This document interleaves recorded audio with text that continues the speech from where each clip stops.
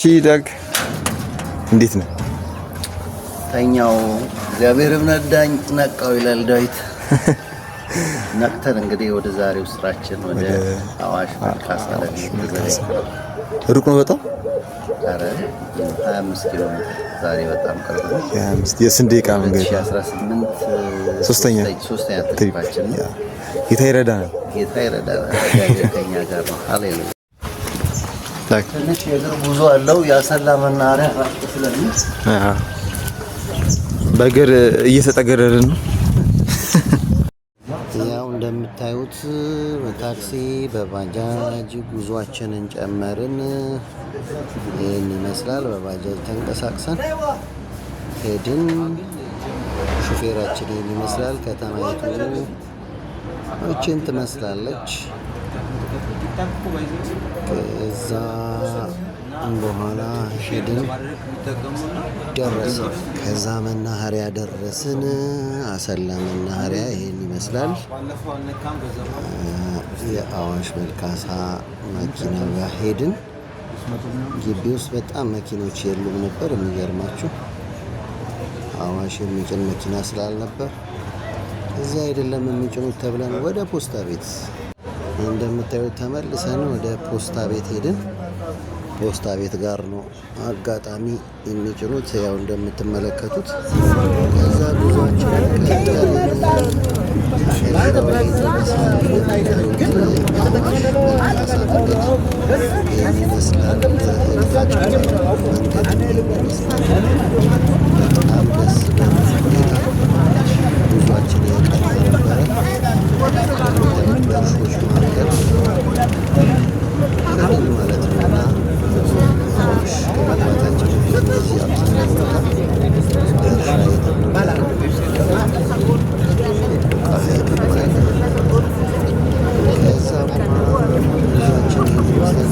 መንገዳችን ቀና ነበረ። ሰላም ገባን አዋሽ። ሆድ ነገር ታውቃላችሁ፣ ሆድ ይጠይቃል። ለመብላት ቁጭ ብለናል። ቁርሱ ሲመጣ ደግሞ አብረን እናያለን። ለሱም ጌታ የተመሰገነ ይሁን። መልካሳ እንገኛለን። የሳይ ያው እንደምታዩት ዛሬ ስጋ የለም። ጾም ነው ግን እኛን ጾም አትክልት በጧት ያበላኛል። የምታዩት ልጅ ባይዘዊ ከጓሯችን ነው ቀንጥሰን እያበላን ያለ።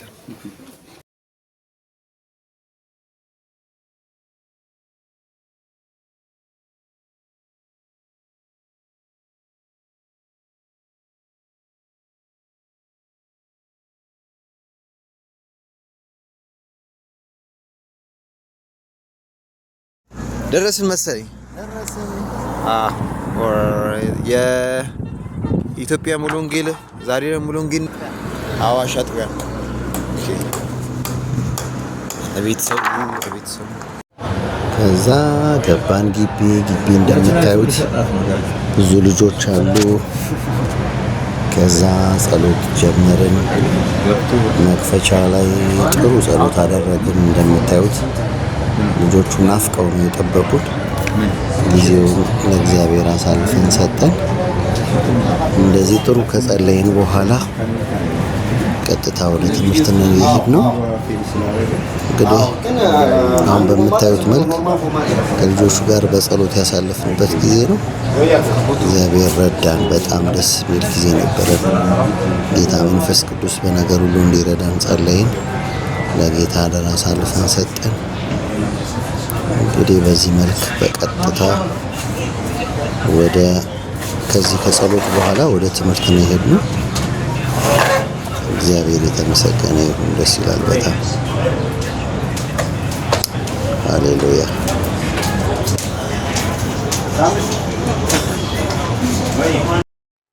አቅም ይሄ ቃሉን ቀጥታ ቃል በቃል የወሰድኩት አሁን ከብልጽግና በፊት የነበረው መንግስት ኢህአዲግ ነው አይደል የሚባለው።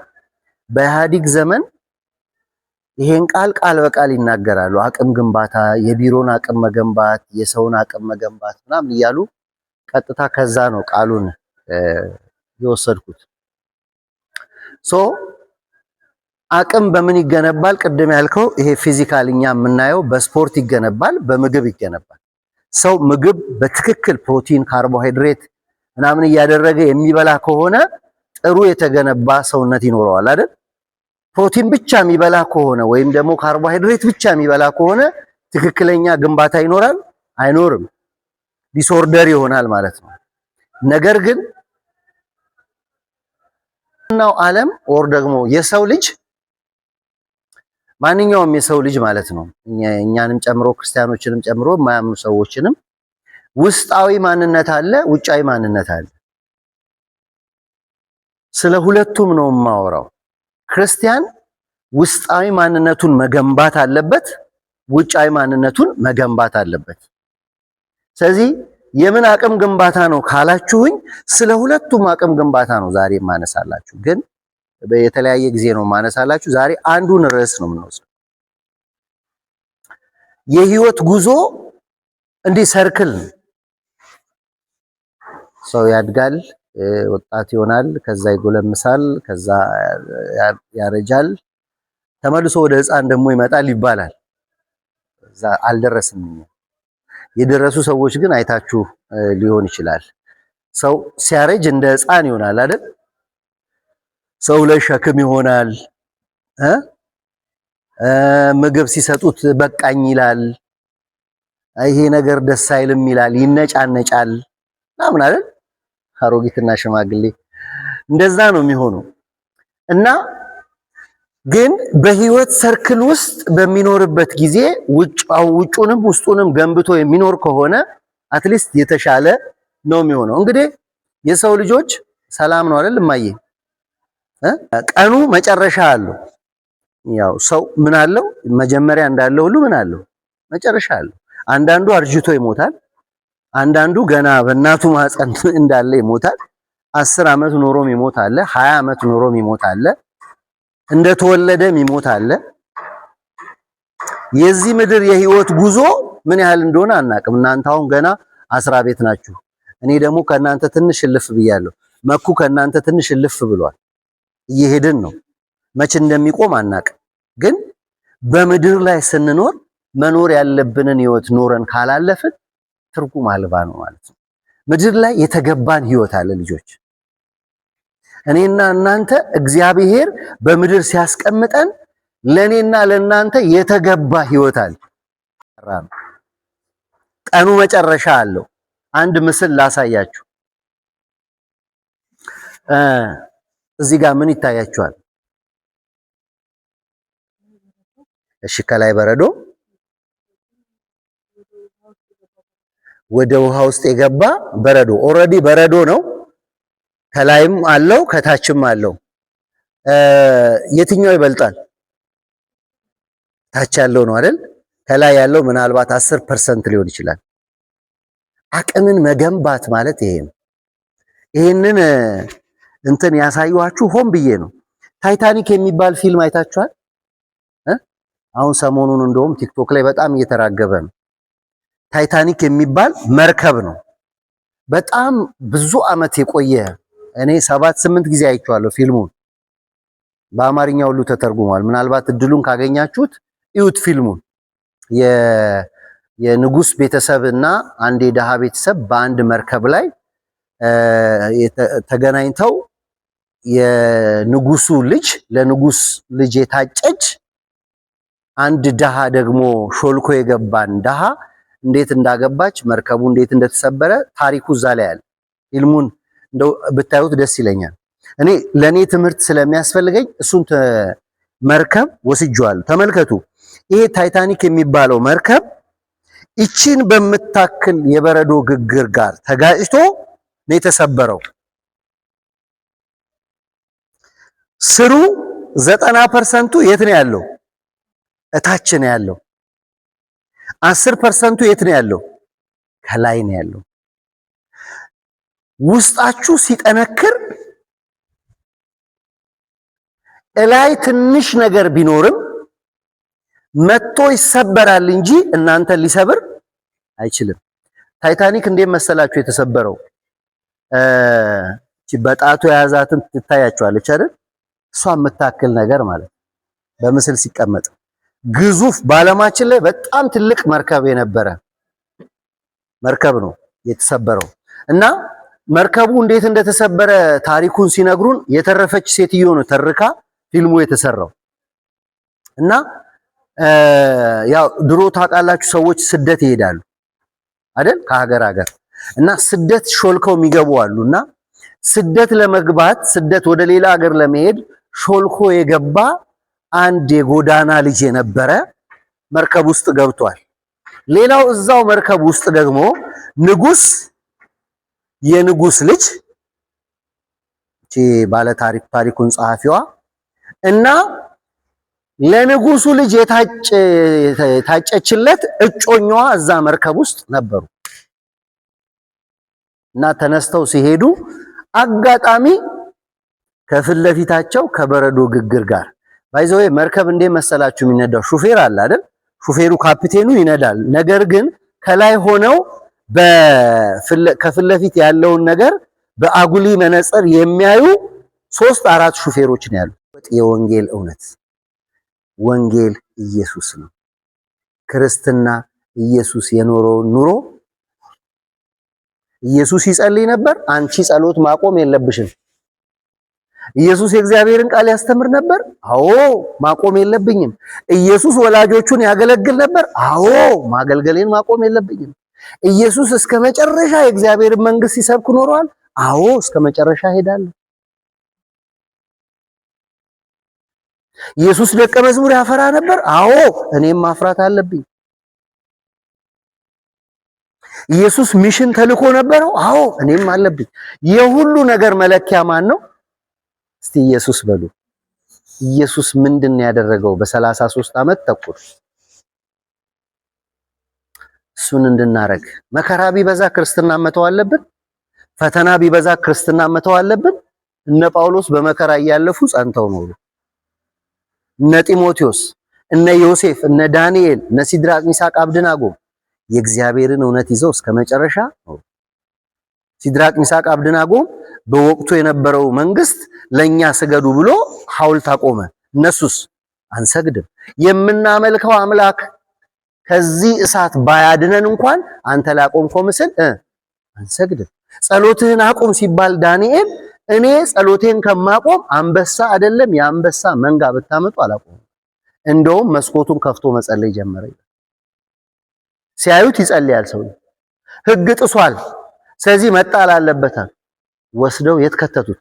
አንበሳ ጉድጓድ ውስጥ ጣሉት። ሞተ፣ ጠፋ። በዛ ዘመን የነበረው ዳንኤል ብቻ ነው እንዴ? ሌሎች አይሁዶችም እኮ አሉ። ሲድራቅ ሚሳቅ አብደናጎም ናቸው። በዛ ዘመን የነበሩ አይሁዶች ሁሉም ተማርከው እኮ እዛ ናቸው። ሌሎቹ ምን አድርገው ነው ማለት ነው? ሰግደው ነው ማለት ነው። እነሱስ ለምን? ስግደት ለእግዚአብሔር ተብሎ እሱን የተነገረን ወላጆቻችን ያስተማሩን ስግደት ለማ ስግደት ለአማልክት የለም። እግዚአብሔር ይርዳን። ስለዚህ ዛሬ በውጫዊ ማንነታችን እንድንገነባ እንድንጠነክር የምፈልገው አንዱ የእናንተን ዘመን አውቆ በዘመን ውስጥ ያለን ተጽዕኖ ተረድቶ ከዘመኑ ተጽዕኖ በላይ መኖር ነው ክርስትና። በዘመን መወሰድ ሳይሆን ዘመን በሚያመጣ ነገር መሳብ ሳይሆን ዘመኑ ላይ ያለን ተጽዕኖ መቋቋም ነው ትክክለኛ ክርስትና። ከገነባችሁ ውስጣችሁን ከገነባችሁ ውጫችሁን መጥቶ ምን ይላል? ዓለም መታ ትጋጫለች፣ ተሰብራ ትወድቃለች። ፈተና ይመጣል፣ ጥያቄ ይመጣል።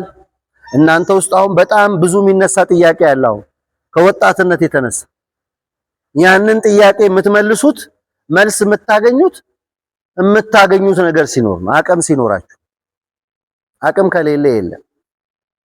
ስለዚህ ድህረ ዘመናዊነት፣ ዘመናዊነት፣ ቅድመ ዘመናዊነት፣ ዘመናዊነትና ድህረ ዘመናዊነት ኢየሱስ ከመጣ በኋላ የተፈራረቁ ዘመናት ናቸው።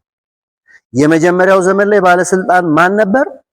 የእግዚአብሔር ቃል፣ ቤተክርስቲያን፣ ካህናት።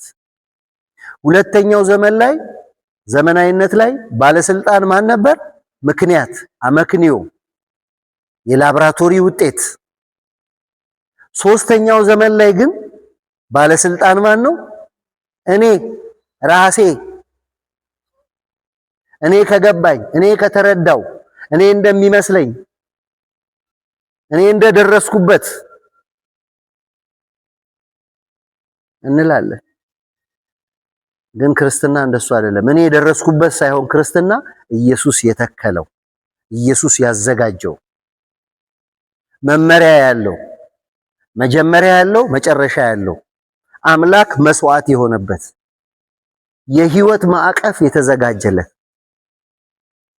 ስለዚህ ማንም የፈለገውን ሊያስብ ይችላል። እናንተ ግን ጸንታችሁ ቁሙ።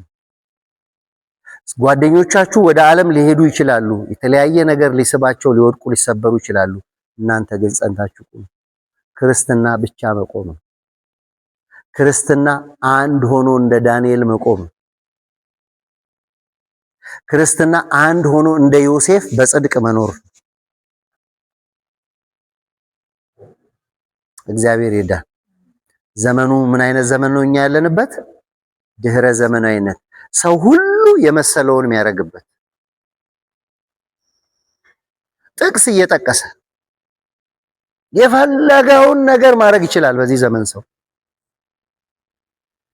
ብዙ ሰው ቤት ቀርቷል። አሁን ራሱ ከቸርች እንኳን ለምን? እሱ የሚፈልገው ነገር ስለሌለ ማለት ነው። እኛ የምንፈልገው ነገር ነው እንደ ቸርች ውስጥ ያለው ማንም የሚፈልገው ነገር ቅና ቅዱስ ይሆን ከአምላካችን እግዚአብሔር እናመሰግናለን። ስለዚህ ቀን ስለዚህ ሰዓት ክብር ሁሉ ላንተ ይሁን። ጌታ ሆይ ዘመኑ ክፉ ነው። ብዙ ክፋት የሞላበት ብዙ አመጽ የሞላበት ዘመን ነው። በዚህ ዘመን መኖር የምንችልበትን ጸጋ እንድሰጠን እውነትን ይዘን እንድንሮጥ ሁላችንን እንድትረዳን በጌታ በኢየሱስ ስም ጸልያለሁ። እግዚአብሔር ሆይ እነዚህ ብላቴናዎች በአንተ ፊት የዘመናቸውን ተጽዕኖ ተቋቁሞ የሚያልፉበትን ጸጋ፣ የቃልህን ዕውቀት፣ የመንፈስን ረሃብ በውስጣቸው እንድታሳድር በጌታ በኢየሱስ ክርስቶስ ስም ጸልያለሁ። ክብር ሁሉ በሰማይ በምድር ላንተ ይሁን። እናመሰግንሃለን።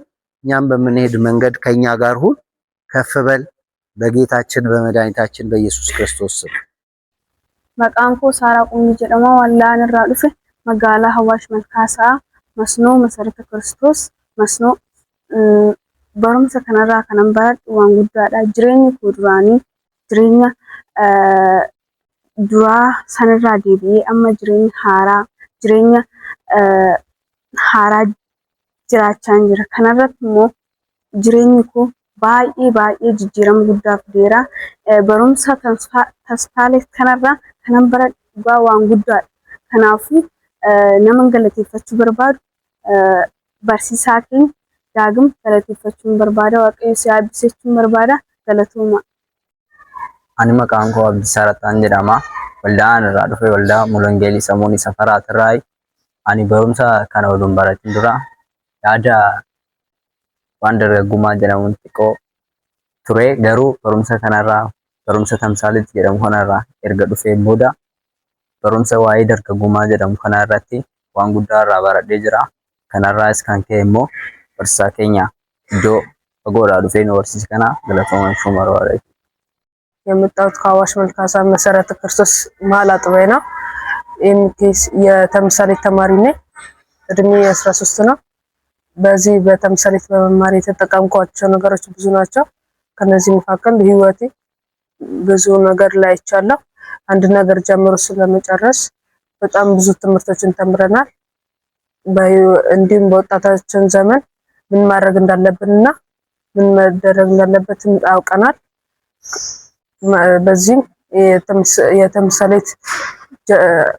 የተምሳሌት አስተማሪያችን የሆነውን መጋቢ ዳግም ዘመድኩን ማመስገን ፈልጋለሁ። አመሰግናለሁ። ስሜ ሰላም መንግስቱ ይባላል። የመጣሁት ከመሰረተ ክርስቶስ ቤተክርስቲያን ነው። የተምሳሌት ትምህርት ተማሪ ነኝ። የተጠቀምኩት አገልግሎቴና ፊዚካሊ የወጣትነት ጊዜ ላይ ምን ማድረግ እንዳለብኝ ብዙ ተምሬያለሁ። በተምሳሌት ትምህርት ውስጥ የሚያስተምሩን አገልጋዮች በሙሉ ለማመስገን ፈልጋለሁ። እግዚአብሔር ይባርካችሁ። ከዛ ጉዞአችንን ወደ አዳማ አደረግን። በመኪና ውስጥ ያለው ቆይታ ይመስላል። እንደዚህ የተዝናናን ተመለስን። እንደምታዩት ይሄ የቆቃ ሐይቅ ነው። ከዛ ደረስን፣ ምሳ በላን። በጣም ቆንጆ ጊዜ ነበር ያሳለፍነው። በዚህ እንደምታዩት ቆንጆ ምሳ በላን። ከዛ በአንድ ላይ እግዚአብሔርን አመስግነን ወደ የቤታችን ተመለስን ማለት ነው።